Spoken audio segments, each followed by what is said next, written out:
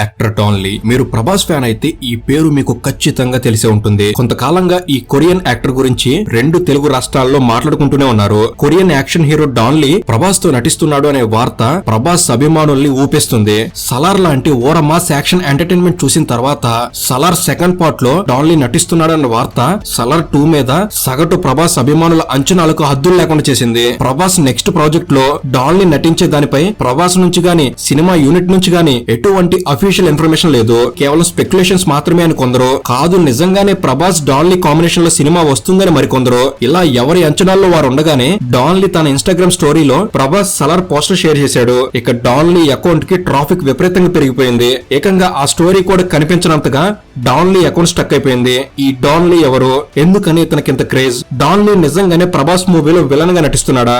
Full వీడియోని already మన Telugu knowledge ఛానల్లో రిలీజ్ చేశాం. మీకు తప్పకుండా నచ్చుతుంది. సో అస్సలు మిస్ కాకండి.